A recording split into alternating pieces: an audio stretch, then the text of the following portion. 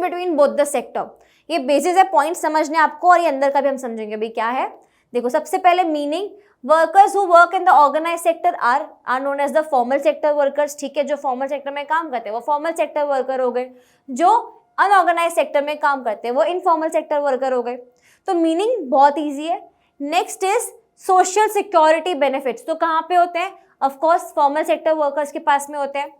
They are entitled to social security benefits such as provident fund, gratuity, pension, etc. Whereas they are not entitled to any social security benefit. Informal में कोई social security benefit नहीं मिलता. Then labor laws. Economic interest of workers in the formal sector is protected through labor laws. मैंने आपको बताया कि labor laws, industrial laws ये सब आए थे, ठीक है। तो ये जो labor laws थे वो किसके लिए है? वो फॉर्मल सेक्टर वर्कर्स के लिए आए हैं भाई, कि आप यहाँ पे अगर काम करते हो तो आपको गवर्नमेंट प्रोटेक्ट करने की कोशिश करेगी। Whereas there are no such labor laws for the workers in the informal sector. 3 point समझ में आए। Meaning, social security benefit, labour laws. Meaning क्या है? Workers in organise sector are formal sector worker, workers in unorganise sector are informal sector worker. Social security benefit कहाँ पे है? Formal sector में है, जैसे कि ग्रेचुइटी, पेंशन एटसेट्रा। यहाँ पे there are no social security benefits.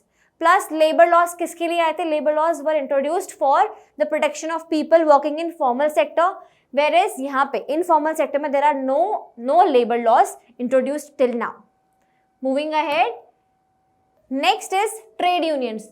Trade unions कहाँ पे फॉर्म कर सकते हो? ऑफकोर्स फॉर्मल सेक्टर में, to protect your interest, whereas informal sector में कोई भी ट्रेड यूनियन फॉर्म नहीं होता है।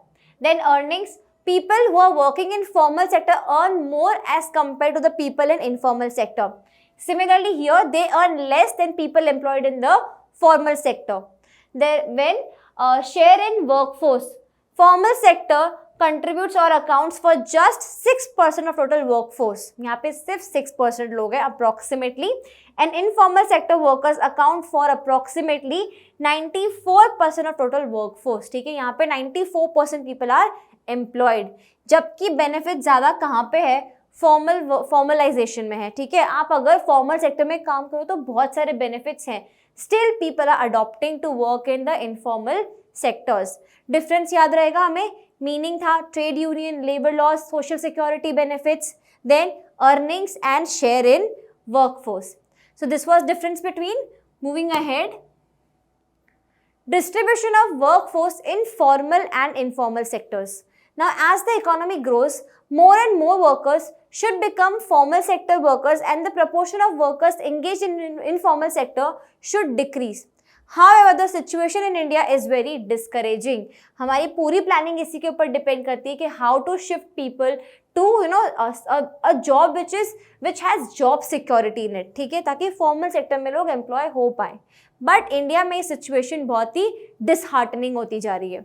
Now distribution here, now category क्या है? Formal and informal sector. और यहाँ पे हम बात करें number of workers, how many workers are employed. Formal sector में 24 million male and 6 million females, whereas informal sector में 310 million males and 133 million females, है ना। दैट मीन्स कितने ज़्यादा लोग हैं एक्चुअली में, मेल और फीमेल में भी, जो एक्चुअली में इनफॉर्मल सेक्टर में एम्प्लॉयड हैं। नाउ अर्लियर वी सॉ कि 473 मिलियन वर्कर्स है, तो यहाँ पे हम देख रहे हैं formal versus informal. 473 million workers है हमारी कंट्री में, out of which 30 million workers are in formal sector, remaining 443 million workers are in informal sector. That is 6% people are in formal sector and remaining 94% people are in informal sector. Now male versus female देखो, in formal sector out of 30 million, 24 million are, that is 80% are male and remaining 20%, that is only 6%, 6 million are women. Informal sector में out of 443, that is 310 million, that is 70% are male and remaining 30%, which is 133 million are female. तो ये समझ में आया। देखो formal sector में 80% mail, 20% female, informal में 70% male and 30% female. Moving ahead, now realising the importance of informal sector.